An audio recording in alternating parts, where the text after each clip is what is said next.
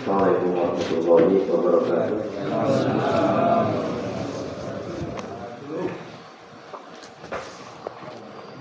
Innal hamdalillah hamdan katsiran thayyiban mubarakan fihi kama yuhibbu rabbuna wa yardah.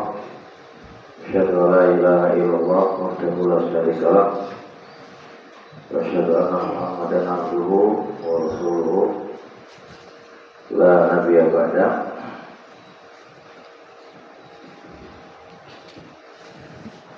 Pada sore hari ini insyaallah kita coba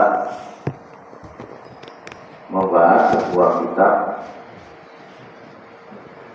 Judul kitabnya itu Allah itu akan memperlakukan kamu sebagaimana kamu memperlakukan kepada orang lain. Kalau engkau memperlakukan kepada orang lain dengan cara yang baik, maka Allah akan memperlakukan kamu dengan baik. Jadi ukuran Allah itu memperlakukan kamu baik dan tidak baik itu tergantung kamunya. Kalau kamu itu baik sama orang lain, maka Allah akan berlaku baik kepada kamu. Tapi kalau sama orang lain itu tidak baik, maka Allah juga tidak akan baik kepada kamu. Ya, kebayang ya buku ini. Di situ ada sebuah kaidah. Ini berisi kaidah. Saya ambil 3 kaidah aja insyaallah.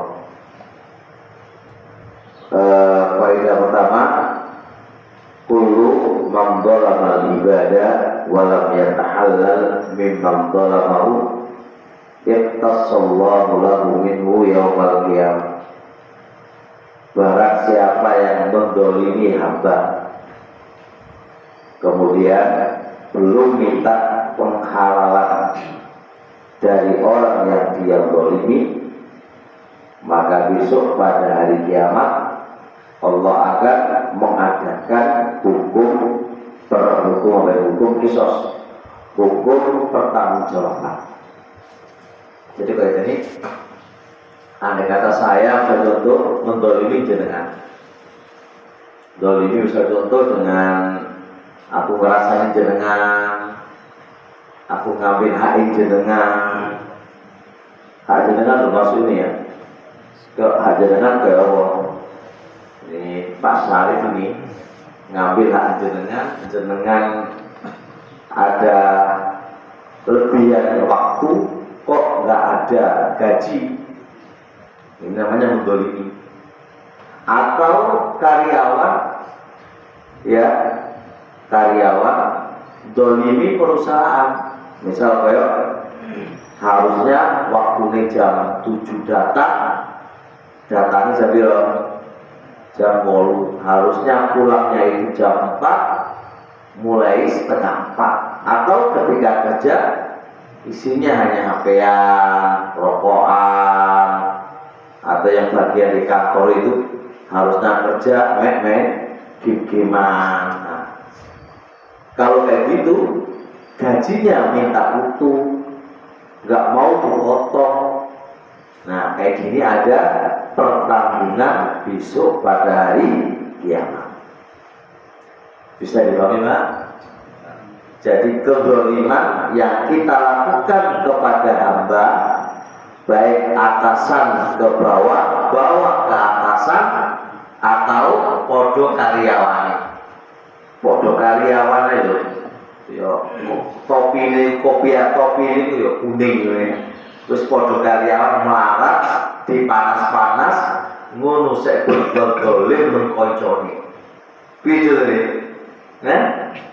Rasani sosok kaya, kerja terus jadi dirasani terus karena dia harus melok ikut sama dia, nggak gelem lah. Ono malah dibully, lah ini kan mendolimi konconi. Nah kalau dia nggak minta pemaafan, minta penghalalan, nggak minta penghalalan, penghalalan ya atasan karena dia merasa dolimi, ya harus minta minta penghalalan. Karyawan, aku dolimi kalian semuanya. Waktu kalian yang lebih kemarin nggak saya kasih gaji. Nah, penghalalan kalau yang didolimi tadi nggak mau terima kecuali harus bayar duit, ya bayar duit. Kalau dia hanya menghalalkan, wis ora apa-apa, halal ya wis aman. Begitu pula karyawan yang pernah mendolimi kepada Allah, perusahaan kerjanya nggak benar tapi jalur gaji utuh, dolimi di apa jenenge nang kantor ku HP yang to, ya sosok buaya ngono ya. Delok-delok komputer tapi isine komputer itu main game. Wah ini gaji jalur full. Nah ini jadi dolimi. Ya sadar atau nggak sadar, Allah akan perlakukan kamu sebagaimana kamu mau perlakukan kepada saudara kamu. Pun pandai jamaah ngeri apa lagi? Ngeri pak, ngeri karena langsung Allah yang turun tangan. Kalau Allah yang turun tangan, wes pasti lah, nggak mungkin tidak. Terus sampean mau sembunyi-sembunyi dari Pak Sarif. Wah, Pak Sarif banyak punya dua mata pak, terus ya apa jenis terbatasi dengan dua matanya Pak Sarif. Tapi kalau Allah maha mengetahui dan maha melihat, maka hubungannya langsung ke Allah. Faedah tadi berdasarkan dengan hadis Muslim, bahwa Muslim sahabatnya Abu Hurairah kata Rasulullah, qala la tu'addunna al-huququ ila ahliha yaumal qiyamah hatta yaqada lisyatil jama'i min asyatil qur'ani. Sungguh hak-hak apapun akan ditunaikan besok pada hari kiamat. Nih, hak-hak siapapun itu, hak-hak siapapun dan apapun akan ditunaikan haknya. Sampai-sampai kambing yang tidak bertanduk ditubruk sama kambing yang bertanduk, itu ada hukum kisosnya, akan ada pertanggungjawabannya. Antar kambing saja, kambing yang tidak bertanduk kan biasa pak ya. Terus kalau kambing bertanduk dan bilang, duh pak, yo sakitan lah. Iku besok pada hari kiamat orang kisosnya. Jangankan itu, kita banting kucing, nyagi kucing tanpa sebab, itu menil untuk kisosnya pak. Orang pertanggungjawabannya itu. Jadi jangan sampai ya kucing yang manusia pak. Misalnya kalau nyolong bersalah, mungkin lah Anda bisa berargumen sama Allah. Nah, kamu kucing sama sapi, nah nyolong, dan udah iso. Nah kucing gak apa-apa, sama sapi itu apa? Itu ada pertanggungan pak jawabnya. Sampai-sampai para pemuda kemarin apa jenis yang berkaki apa itu banyak kucing 1000 kaki itu ya, itu jalan lalu Anda injak dengan kaki kamu tanpa sebab, itu menurut pertanggungjawaban itu sampai segitunya. Jadi jangankan kita dengan manusia pak, kalau hewan lain itu ada pertanggungjawaban. Makanya ya itu diatur oleh Islam supaya kita tidak saling mendolimi. Apa maning rasani wong kuis sampai rasani Pak Sarif gak ya? Sampai Pak Sarif buta itu ada luasane jamaah. Nah, nanti kalau Pak Sarif gak salah kok boleh sampai rasani, mumpung Pak Sarif belum mati, segera jalan sepuro itu. Nanti kalau gak bertanggung jawab kan di akhirat. Aku gak rasani Pak Sarif, aku aman pak. Ya, kalau buat hari, iya, hati-hati. Nah, hadis yang kedua,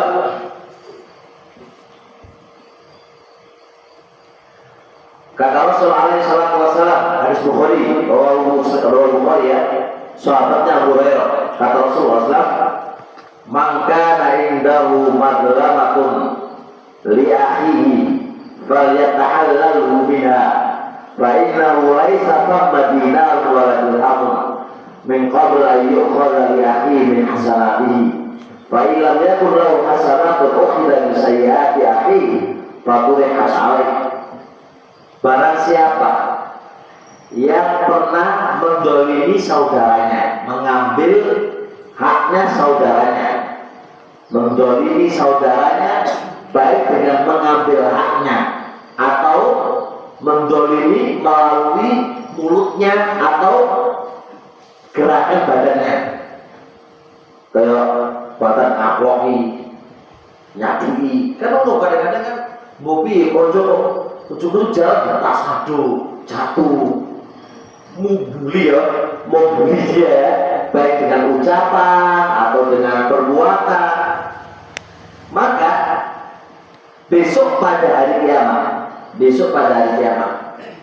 bentuk pertanggungjawabannya itu kebaikan, pahala-pahala yang dia miliki itu diambil dan diberikan kepada orang yang Anda dolimi.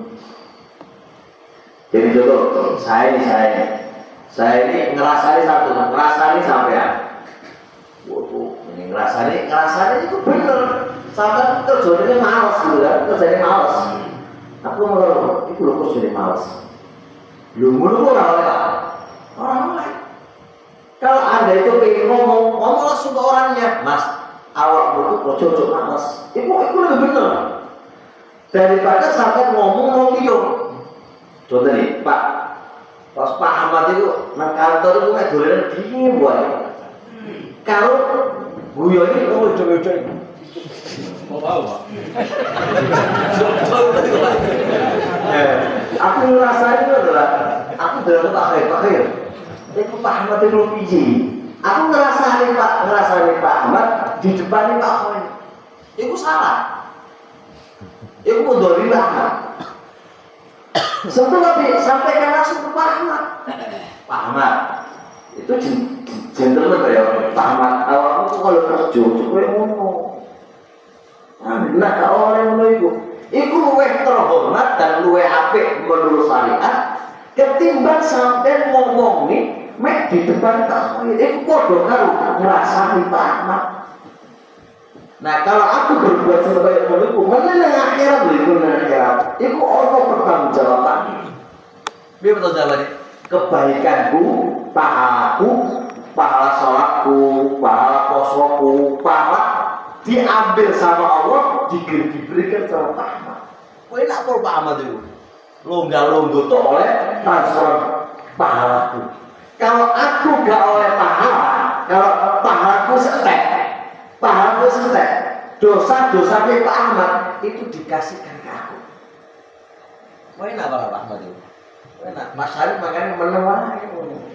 Oleh transparan teko di prajurit tiga ngerasani Pak Sarif tok wae. Pak Sarif santai Pak. Dirasani enggak krowek gimana? Dirasani enggak krowek tapi oleh kiriman pahala. Pahala kita itu tanpa sadar. Pada kalau sampai kerja, marah kerja, duitnya ditransfer uang, rela orang. Gak rela sampai makanya bocor rasanya uang, bocor berdolimi uang. Kalau gak pengen duitmu hilang, pahala hilang. Tapi berat atau orang? Berat orang pengen apa? Ngerasani uang buaya. Ingin rasanya uang nggak perlu rasanya nggak laku itu. Nah berat sekoyak ini mau jaminannya surga Pak. Jaminannya surga. Jadi ibadah seberat itu bukan ibadah dengan poso karo sholat itu ibadah gampang. Ibadah yang paling susah itu gimana caranya kita tidak mendolimi orang lain itu Pak. Nah ini uang iso gak mendolimi orang lain itu jos. Masya Allah. Hasan Al-Basri.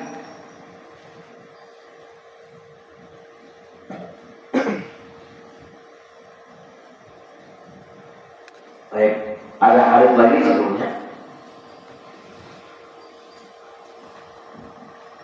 Nabi alaihi salatu wasallam, Nabi pernah terjadi di zaman Nabi itu ghasiru bil Madinati ala ahdi Rasulillah. Pernah terjadi di zaman Nabi barang-barang itu harganya mahal. Sampai kalau regane beras larang, terus minyak larang, terus apa nih? Gula larang. Masyarakat nih ngomentari uang atau apa? Atau menang atau sabar? Ayo, bagaimana kesalahan kita, Pak? Wah, ngomentari Pak Jokowi buntai-tai ora. Wah, Jokowi ya ora. Ya ora. Gak oleh Pak menunggu Pak. Ojo ngomentari wong ora enek. Jenengan ngomentari ya ora bakal harganya turun. Kecuali sampai komentari baru dari turun, saya mending Pak. Terus pernah ngomong. Ini terjadi di zaman Nabi. Rogo itu larang Pak. Para sahabat langsung faqala nasu ya Rasulullah. Manusia pun langsung mengadu kepada Kanjeng Nabi. Orang ngerasa ngeburi Pak, orang ngerasa ngeburi, langsung datang ke Nabi. Saya mengatakan Ghasiru sahmana ya Rasulullah, rego podo muda. Maka Rasulullah harus punya kebijakan untuk kami. Rego-rego itu turunkan wahai Rasulullah. Turunkan wahai Rasulullah. Ini masih boleh Pak jenengan laporan Kanjeng Nabi terus meminta kebijakan Nabi itu enak. Orang kekerasan ngeburi orang. Jadi satu nih, andai kata kebijakan PT Lintek ini, misal contoh tidak pas untuk karyawan, maka nggak baik kalau bentuknya itu kemudian dengan ngerasaan itu rapi, karena belum diselesaikan. Maka utus satu dari kalian yang cerdas dan akal, sampaikan utusan, datangkan ke depan Pak Syarif. Itu lebih bagus Pak. Gak usah istilahnya mogok kerja, orang-orang rapi itu, atau demo orang. Cari jalan terbaik secara menggunakan akal. Maka anjurnya datang ke Pak Syarifnya, diskusi. Kenapa ada pertimbangan ini, kebijakan ini, tidak baik untuk kami lah. Bagaimana caranya? Diskusi. Insya Allah dengan cara yang baik, Allah akan memudahkan Pak Syarif untuk memilih kebijakan terbaik juga untuk karyawan. Itu baik Pak. Tapi kalau kebijakan itu kemudian wis dilumburi kalau dosa itu gak nambah ketemu juntrungane dan titik temunya justru malah menambah dosa. Kan bukan begitu cara mainnya. Cara mainnya datang langsung utusan siapa. Jangan kok mempengaruhi kata-kata itu orang-orang juga. Karena kita bukan ingin bertempur, ingin rame, bukan. Tapi kita ingin jalan ketemunya gimana, solusinya gimana. Itu terbaiknya. Gitu loh. Maka kata Rasulullah Shallallahu Alaihi Wasallam, kita harus apa cara Rasul? Inna Allah al-Musairu al-Qabidu al-Basitu al-Rasa'i. Sesungguhnya yang naikkan harga itu Allah, yang mempersempit rezeki ya Allah, yang membentangkan rezeki ya Allah. Allah yang memberi rezeki. Bukan saya tidak punya apa-apa. Wa inni la arju an ulqiya Allah wa laisa ahadun minkum yatlubuni bimadramatin. Dan aku mengharap jikalau aku ketemu sama Allah, tidak ada satupun dari kalian saya dolimi, baik itu berkaitan dengan harta atau berkaitan dengan darah. Saya tidak mau mendolimi kalian. Rasul saja Pak, itu terus terang di depan para sahabat. Saya ingin ketemu sama Allah ketika aku mati. Ketika aku mati, ojo sampai ini. Pas aku mati. Sebelum aku mati, ojo sampai aku besok pada hari kiamat pernah mendolimi kalian, lalu kalian menuntut besok hari kiamat. Rasulullah enggak mau benar-benar mendolimi orang. Berat, karena berat masalahnya di akhirat nanti. Ini menunjukkan orang-orang yang punya jabatan di perusahaan atau di negara, jangan sewenang-wenang dengan orang bawahan, karena semua itu ada hukum yang harus dia terima ketika dia mendolimi orang-orang lain. Ini hati-hati. Kalau di dunia Anda tidak masalah, Anda menang karena Anda punya duit, punya orang dalam, besok di akhirat gak ada fungsi duit kamu dan orang dalam kamu, karena Allah akan menghukumi seadil-adilnya.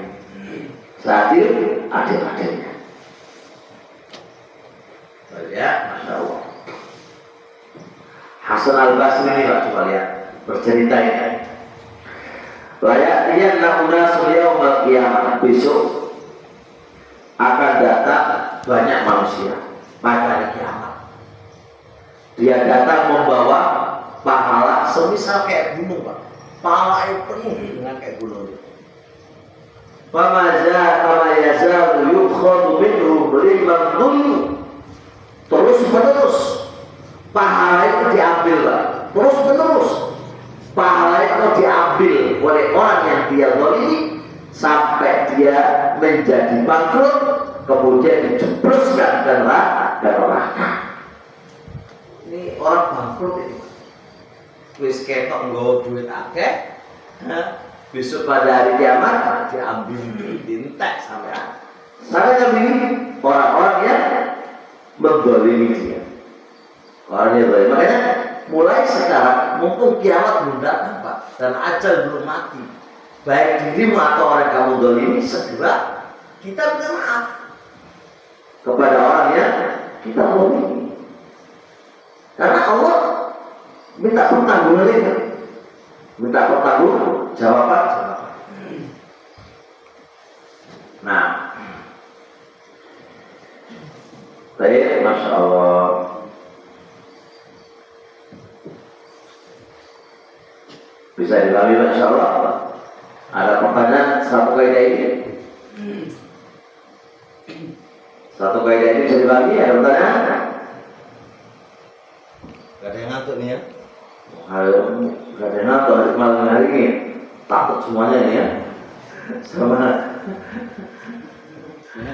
Oke.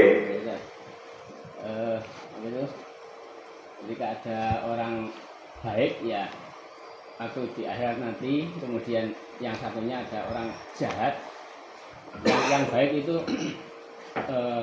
ya sudah layak dapat surga gitu ya. Nah, kemudian orang yang jahat ini punya hutang untuk qisasnya itu sama orang yang baik tadi. Nah, bagaimana orang ini yang baik itu apa harus menunggu yang seharusnya sudah dapat cepat ke surga gitu?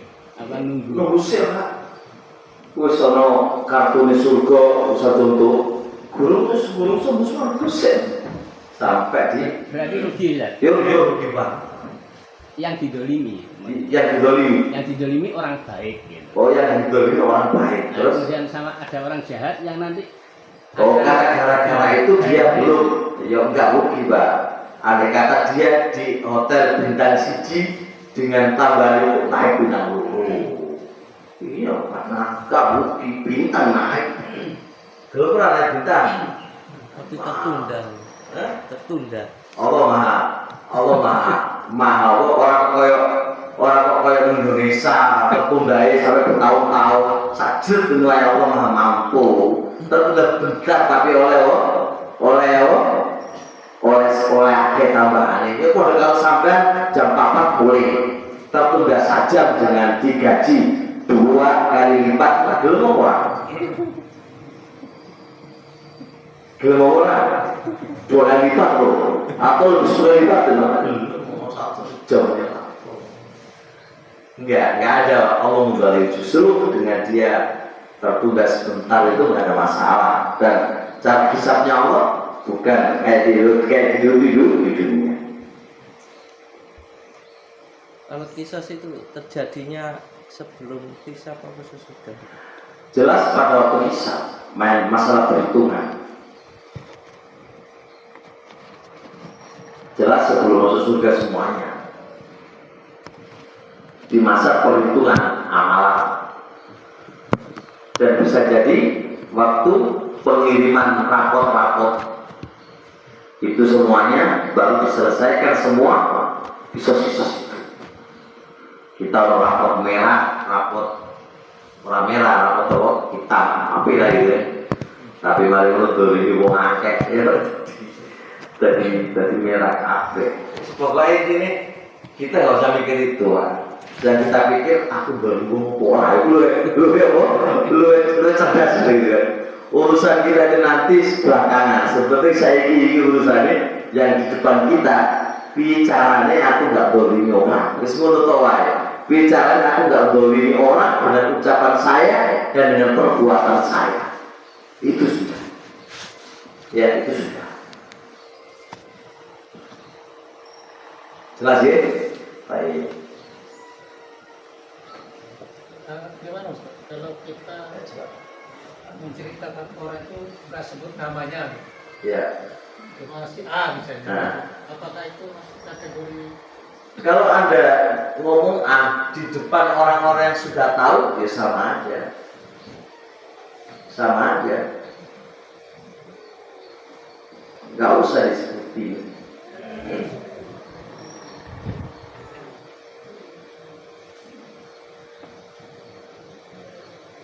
Ya, nggak usah disebutin.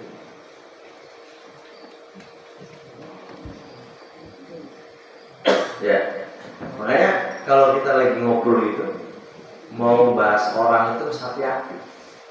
Makanya para sahabat dulu itu kalau udah bahas orang itu harus takut.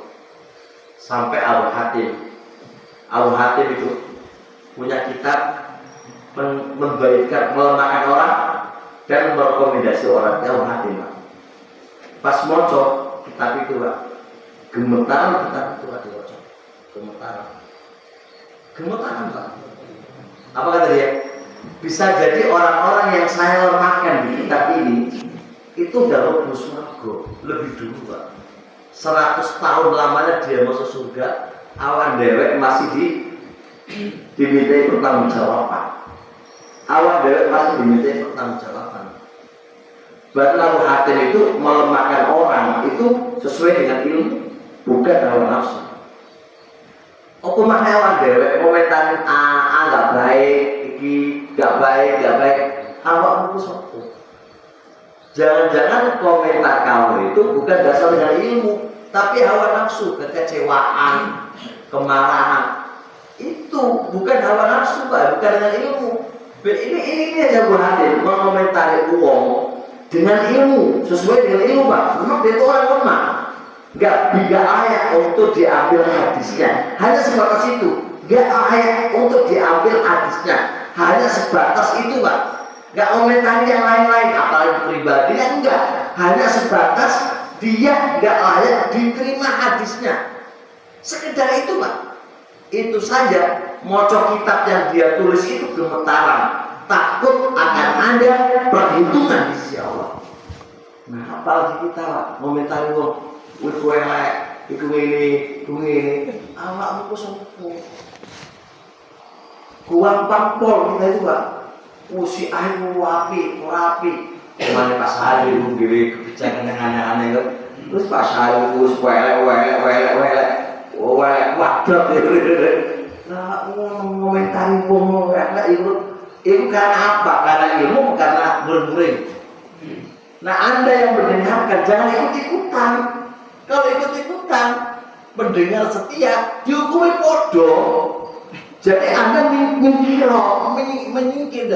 dari orang yang kayak gitu itu. Coba dengarkan, didengarkan sama saja itu hukumnya bodoh, bodoh. Makanya masya Allah. Jadi kehormatan wong itu benar-benar dijaga. Makanya zaman saya itu, menurut saya Pak, memang menyendiri itu ya problem, ya kan ya, pasti ada komentar. Gabung kerumun karo wong itu ya problem. Saya pilih, saya gak mau kerumun, mendingan aku nang omah, itu luwih aman. Ketimbang kalau kerumun itu yang dibahas apa? Orang bahas bicaranya ayo. Iki bicarane apa jenenge lintek iki bicarane iso berkembang. Orang ngono kok sedebas wong lho. Nek piye bergaul dibahas wong. Ojo bahas wong. Ayo kita punya akal. Bahas wong yo orang mari-mari nih, orang mari lah. Ada punya masalah selesaikan. Ojo dibahas ini. Ini bukan bab untuk menyelesaikan untuk basmu. Nah sekarang ya Allah, jadi mendingan karena kita di kuburan diri-diri, mendingan di dunia ya diri-diri. Itu luwih terhormat bagi saya daripada kumpul karo wong isine kumpul mek ngono wis dibahas. Orang kok bahas ilmu, orang bahas opo iku wis luwih. Mendingan ya karena kita juga Pak dari mana ya diri ya Pak ya Pak maksud dari mana diri mari ngono berdua rokok bareng ya awakmu berdua rokok ya wis aku tak bosan kan ngono. Jadi gini Pak, jadi pertemanan yang baik itu adalah pertemanan yang mana membawa kepada ridhonya Allah, bukan membawa murkanya Allah. Jadi kalau pertemanan dewi murkai Allah itu bukan pertemanan yang baik. Bukan pertemanan yang baik. Jadi kalau Anda benci sama orang, ya sudah, selesaikan kamu dengan dia. Jangan ikut orang lain, ini kan enggak Pak. Ngambil cari orang hiuran, konco supaya benci orang itu. Ini kan apa ya ini? Dosa dimakai bisa, dosa dimakai. Wis ngrasani, wis bikin benci ini, wah wis makai dosa. Nah ini harus dilakoni kayak gini.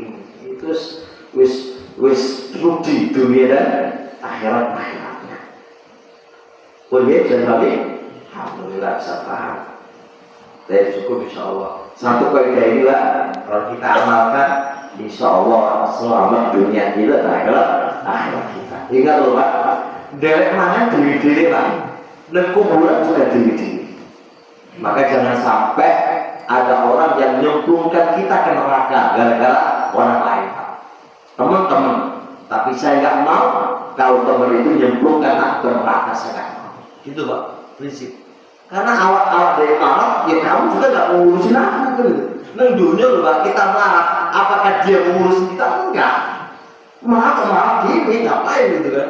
Nah kalau gitu ya mendingan diri-diri, ngapain kamu punya masalah si harus kamu ngejak-ngejak aku supaya aku seperti kamu yang marah.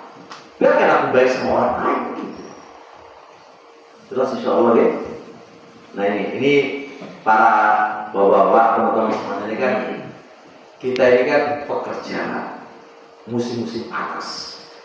Ya maksudnya cuaca panas, capek, memicu untuk kita ngomong itu nggak terkontrol. Hati-hati kalau ngomong, karena ya keadaan antum ini keadaan yang memang ya cuaca yang nggak mendukung dan capek yang nggak mendukung. Maka kita sudah melarat di dunia, ojo sampai melarat di akhirat. Gitu loh Pak, melarat di dunia orang-orang masalah seperti itu apa? Neng akhirat menuju suarga, orang masalah melarat ke opo di dunia seperti oleh pahala akeh, meneng akhirat aku nyaman. Ini dunia melarat akhirat mana wes gitu saja. Saya mending Pak dunia enak, akhiratnya malam masih mending ora ya. Kalau nek kata pilihan kan dunia malam, akhir malam kan mending dunia enak gitu kan. Akhir malam kan gitu.